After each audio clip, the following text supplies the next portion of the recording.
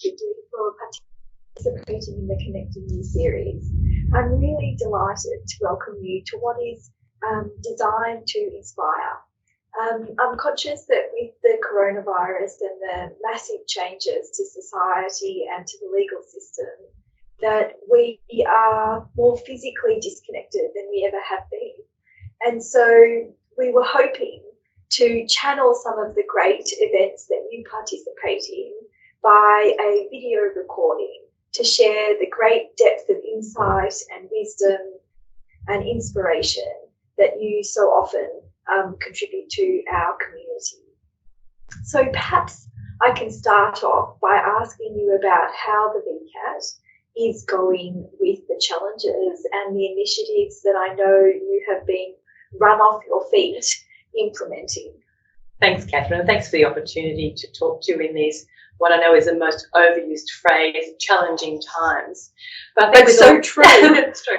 But I think with challenges also come opportunities, and certainly for us, since the tribunal was closed on the commencement of the emergency, closed to the public, that automatically meant we had to very quickly pivot to a new way of working so that we could continue to deliver access to justice to the Victorian community, being part of the civil justice system and the most busy of the tribunals in Australia, and certainly with our 85,000 cases a year, being able to actually move quickly from our manual paper-based system to effectively all of the matters that we're able to deal with in a triage sense by telephone has been really challenging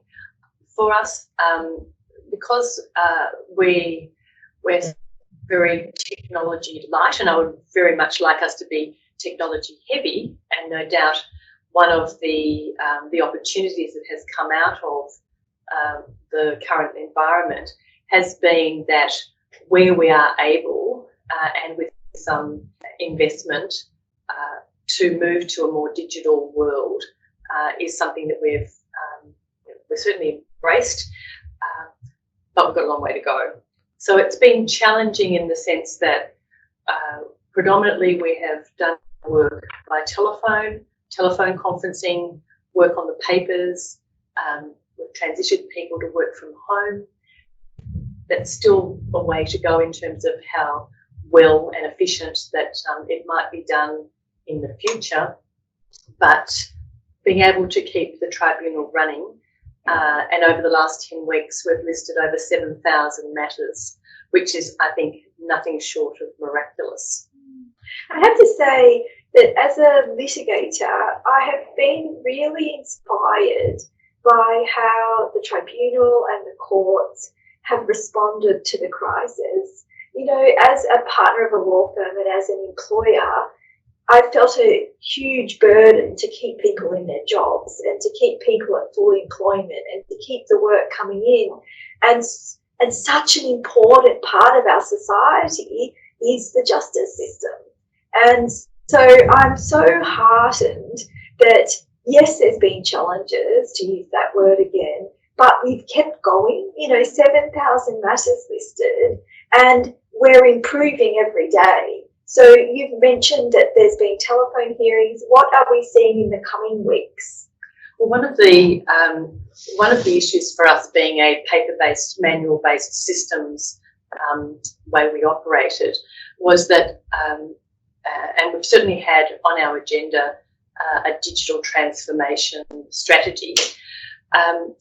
We have, in one of the divisions, in the Planning and Environment division, we were $5.2 million was made available to commence the digitisation of those files and move to an online platform and provide the infrastructure, hardware and training to do that.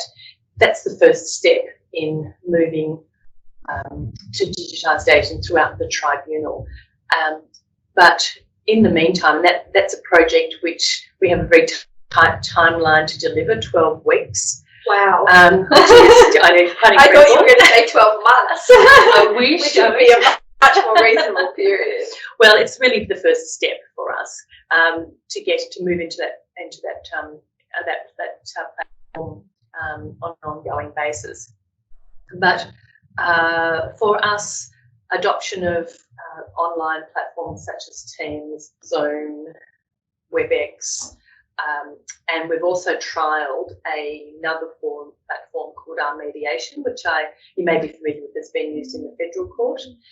Each of those have their strengths and weaknesses for the different types of matters. So clearly Teams works for us internally, and there were issues in early days, as many people know, with Zoom, but we're now running a number of matters now by the Zoom platform.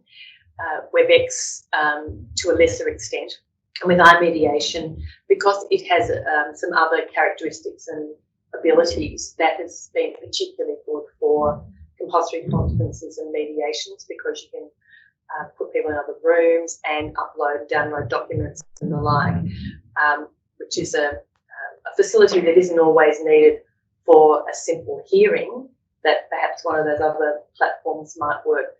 We haven't settled on any one in particular. We're having a go at everything that's out there and just see where we land over the next 6 months. And the platforms are themselves improving all the time. Oh, sure. Yeah, that's for sure. And I think as we're all learning, people, I think, have perhaps for the first time in their life engaged with a video platform for social purposes. Yes. And so that has helped break down, I think, some of the anxiety with using that those alternatives rather than a face-to-face hearing for people actually in the workplace. But it's a steep learning curve, and every day there's something new, something we learn, but I think that's the same for everybody. It's so true. And I think that the VCAT is in a particularly unique position because of the great interface with unrepresented litigants and the heavy exposure to people that are not with the law as well as the processes. And so we're layering the difficulties that people have in interacting. How have you found that the litigants have responded? I think in the early days, what we did here was when we first went into the COVID environment, we limited what matters that we were listing to those that were of personal and financial and medical safety, and evictions. So the guardianship matters, human rights matters, medical treatment, both residential and retail evictions, they were prioritised, and any other stay or injunction application. All of the other divisions, we set to triaging all of the files and seeing what way we could actually get them moving by directions, hearings and the like. So everything between the end of March and the 15th of May was adjourned to a date to be fixed. We are now and have now started listing matters in some form, be they on the papers, by a video platform of some form, teleconferencing where that happens. Unfortunately, if we're waiting for a face-to-face hearing, we're looking at perhaps sometime in 2021. So it has been, telephone being perhaps the most basic of technology, has been the easiest for litigants in person to deal with. It comes with its challenges, because one of the issues that we recognised pretty early on was that when a litigant was participating in a telephone conference, it was hard initially, until we got some guidelines and some protocols in place, to ensure as best we could the dignity of the hearing. We have had some interesting experiences of litigants being on the end of the phone in their living room with the telly on and the dog barking, or in the supermarket, or driving, or worse still, in the bathroom. So lots of stories there. That things we think we've perhaps in the education that we've sent out or litigants about what is appropriate behaviour for a telephone hearing, let alone a video hearing, that behaviour is starting to be a bit more prescribed. Well, that's good to hear. I was interested by what you said about how people have adapted and they've learnt to use video conferencing when it hasn't been familiar in the past. Perhaps you could share a story with us of something that's happened at the VCAT that's really warmed your spirit about the human response. I think people have reacted sort of differentially. Some people have adapted really well. I'm sure this is not a unique experience, particularly in lots of offices where people are using Teams and Zoom for their Teams meeting. But the competition about who can have the most interesting backdrop, I think it's probably a competition that's probably running in a whole range of different places. And so, you still have to have some humour in life, despite all the worries and anxieties that are out there in this COVID environment. And so some little things like that have been fun, and certainly we don't do that in hearings, but at least amongst members of the staff and tribunal, that's been quite lovely. The other is that our guardianship list has continued to function, and it's such an important aspect of our work. The way that our members have adapted to, certainly in the early days, where our telephone system was 45 lines with only capacity for 2 parties to be on a conference call. So if you had a guardian matter, for example, we had multiple people who wanted to participate, we would have multiple phones, often with the member with their own mobile as a backup, and yet they made it work. And I think that testament to my fabulous members and their commitment to the work, but also people grateful that those really key important matters have continued to be able to be heard, and lots of lovely messages. Certainly lots of messages about how frustrated people are as well, but lots of lovely messages about how they've been really pleased that we've been able to continue to provide that service.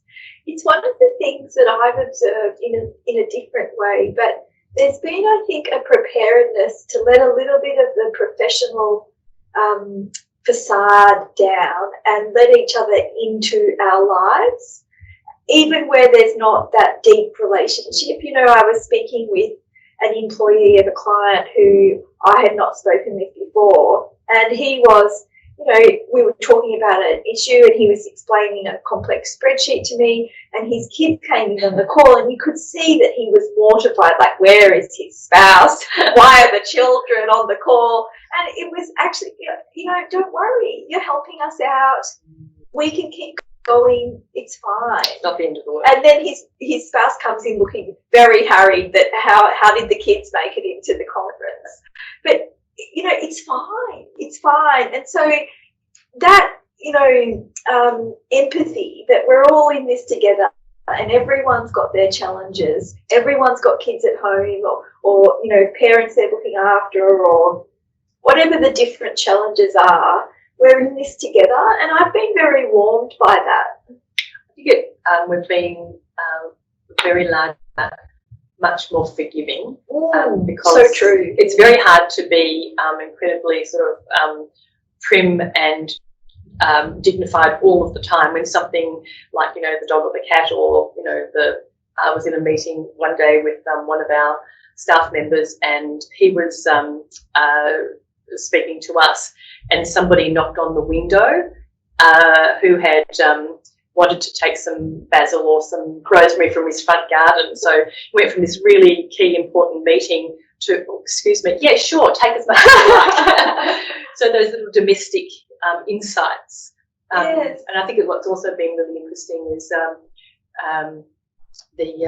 where people have been conducting their conferences from home, not necessarily just in the law, but more broadly, those wonderful bookcases that you see. I think Gideon Hayes is probably the best one I've seen. So that also raises the issue, because so many people are working from home now, how we manage the challenges of having our workplace in our home, and people having homeschooling. How it seems to me that it's never been so important that we take steps to spark joy in our lives and to alleviate stress. How is it, if I may ask, that you look after yourself in what has been really an unprecedented time? I think for me, the ability to go for a run or a walk and clear the head has been really, really important. As the weather gets worse, that's getting harder to do. And now the days are shorter, although not for much longer. We start getting not long. Which would be good. I think I think perhaps my son might say, well, my answer was alcohol, but I totally disavow that. No, that is not true, because the going for a walk along the river or around the Tang, although that's quite busy these days, has been really, really, really good. Being out in the fresh air, where there's water, where there's trees, greenery is such an important component, I think. Yeah, I have to say I did enjoy that few weeks we had where there was very little traffic on the road. I thought the birds were so much louder. Did you notice incredible? that? I think I've actually made the same observation at home. I'm sure there are more birds. It's probably because they're more observable. The other thing I thought was incredible over that early time when there wasn't so much traffic was how clear the night sky was. Yes. And when that full moon occurred last month, I think it was, I remember heading home as the moon was rising, and it was so spectacular and so clear, you almost felt like you could touch it. And that's not an experience we often see in the inner city, like in the country or perhaps down the coast or something. And that has been, it really reminds you of the impact we have. Sure. That prompts me, is there something from this time, as we're re-entering slowly the more normal ways that we have, is there something from this time that you have learnt that you would hope stays with you? I think having not such a hectic, what we packed in, not that life has been any less busy or work hasn't been certainly less demanding, but I suppose one part, I miss going to live theatre, going to art galleries, I miss having dinner out with my friends, all of those things. But again, it's the acknowledgement that I suppose for myself, I haven't really used video technology for keeping in touch with friends. I might send an email or whatever, but I still handwrite letters. But recently we caught up with some friends who live in Colorado, who we see maybe every couple of years. We might email a couple of times a year just to check in on them, share photos and the like. But, we'll organise a Zoom meeting with them. And we're thinking, why haven't we done this before? So in some ways the world became much smaller, even though it was a virtual experience. And yet we would also schedule in a regular Zoom meeting with my immediate next door neighbour, who is very often in our house. And so that part was really weird. So it was like she was so far away, just over the laneway, and they were tens of thousands of miles away. And yet so I'd like to think keeping up those regular little contacts, even if you can't meet up with people. So I think there's always going to be room for that. And having the space in your life to do it. That's right, yeah. Our first guest in the series was Justice Costello, and she was saying exactly the same thing. It almost makes friendship egalitarian. If you can see people, well, then you'll be out to dinner with them on Friday night. Whereas when you can't go out and see anyone, you can think, well, which friend will I Zoom with? Because geography is not a criteria. No, that's right. And it's almost like in the early days when we were not too sure how long it would be before you could actually be within proximity to anybody. Every night, who are we going to Zoom tonight? Because if we went one night without checking in on someone, you almost felt too isolated, and you didn't want to watch the news because it was just so depressing. Nor has it got better, No, at least in it's world true. affairs. Yeah. Perhaps we could have a little bit of a chat about your stellar career. I know that there would be many younger people listening today that must look at all that you've achieved and think, how can I take steps today to ensure that I have such a rewarding and successful career? And that raises a very fundamental question as to what is a successful career? How do you define for yourself success? I think doing work that is meaningful is really important. Certainly there are periods of my life at the bar where, yes, I was very busy and was very successful, and you can certainly earn a very good income. But at the end of the day, that's just numbers on a page. Sure, you could also buy some nice shoes and handbags or whatever, but there's only so many shoes and handbags you actually can accumulate over time before you then start to have to declutter and move on. But I think definitely work that is meaningful is so incredibly important. And in the law, there is much of that work to be done that is meaningful, and what's attractive to a particular individual doesn't have to be the same work. Finding myself in the planning and environment area was something that, in a sense, was just fortuitous. But once I discovered what that meant, the sorts of cases and the impact you have on building community as well as buildings and heritage, both natural and built form heritage, the stories that sit behind that, for me, make that work very, very rewarding and very interesting and constantly changing, and has so many layers of the economic, the environmental, the social, and being all of those different layers, sometimes some having a greater importance than others. It was never boring. I don't think I ever got bored. In fact, I was joking the other day about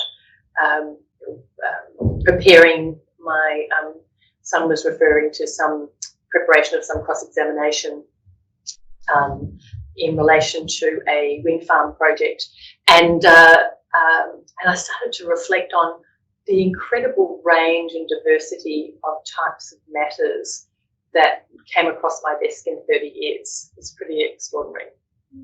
And what you say is so true, particularly about that area of the law, because there's so much that goes into personal well-being that is the community in which we live. It really matters to how well people can lead their lives. Yes, and I think that good planning and sensible decisions that are for the greater good will always provide the building blocks for a solid society. I'm sure there are others who do other type of work who equally find their areas fascinating.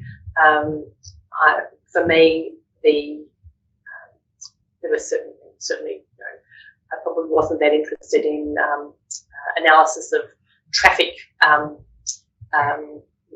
movements and the like, but a really important component of how a city and a place functions, how we get around. So even though might be on the surface lots of numbers, which are not my forte, but the outcome is critically important. And they really, I'm actually doing a case at the moment about the loss of a right turn in and out of a property. And it really matters to the business. Yep. Whether the access and the congestion. And there are so many things, so many aspects of of development and how we arrange things can be little irritations or major positives. Yes. So it's quite. It has you can touch and feel it. I suppose that's the other thing about that area of the law. And would you have a standout highlight? Oh, I think I absolutely have to say my involvement with the Abbotsford Convent as I think probably a medium sort of, I don't know how long I've been at the bar, maybe 10 years. So had the opportunity to work with that amazing group of people who were opposing the redevelopment of the convent site for residential development, and came up with an alternative proposal, which is the arts education and wellbeing precinct that it is now. And even now, when I go back to the convent, which I do quite regularly, although not at the moment because it's closed, or has been, I still feel that wonderful sense of how incredibly important having a really committed group of people bringing all their different expertise and skills, and how incredibly lucky I was to be part of that. Mm. And it's so, I think, encouraging that we all as people have things that enliven us, and it's different for everybody. And together we can make a great society. For sure. So if you look back on your younger self, what would you say, you're just starting out, what lesson do you wish you could tell yourself back then that you didn't know? Yeah, I think have more confidence and back yourself earlier. I think at every step of the way, so I think each step of the way I've probably, if not been pushed, I've certainly had a bit of a shove to move to that next step. So even going to the bar, well, yes, getting a job in the law in the first place, then leaving and going to the bar, and then sort of 15 years down the track, taking Silk.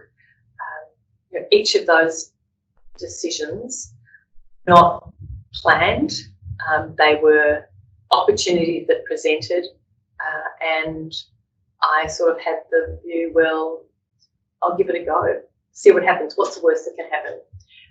And I'd say that's even the case in, I've just ticked over 2 years as the president of the Tribunal, so just over 2.5 years as a Supreme Court judge.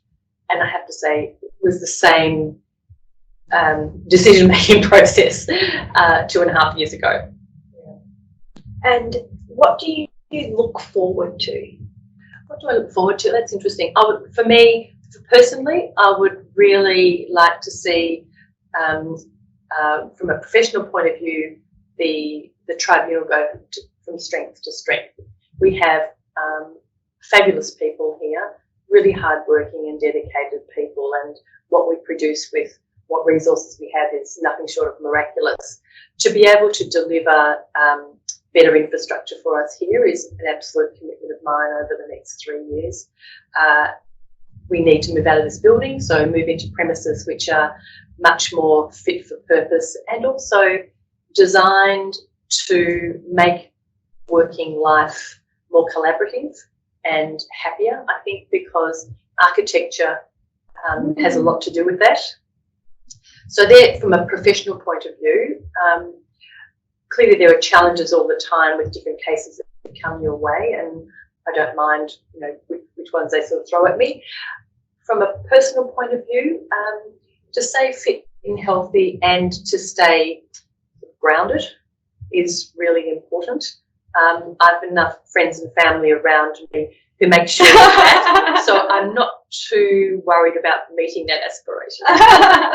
And so just before we wrap up, perhaps you could share with us a personal hobby, or maybe it's reading or watching movies or something that is your favourite. So I know that everyone's got a bit more time on the weekends than they used to. Do you have a favourite book, movie?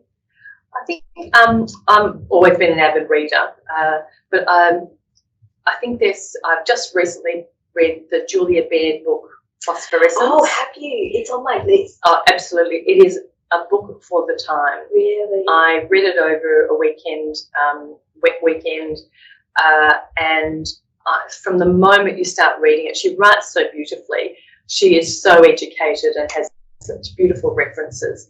But the encapsulation of wonder and appreciating wonder in the natural environment and in natural things and enjoying the small things, it really, I thought that's why I think it's such a book for the time. So that would be on my I'd tell everybody in the recent time, you must read it.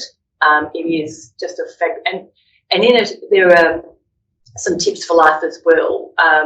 She talks about some observations her mother made, or rules for life, her mother, and the first one was grace and forgiveness, and I'm sort of working on that one. Exercising the kindness muscle, which I think is a fabulous thing. What a great expression. Isn't it great? And the other is not to overthink resilience, just get on with it.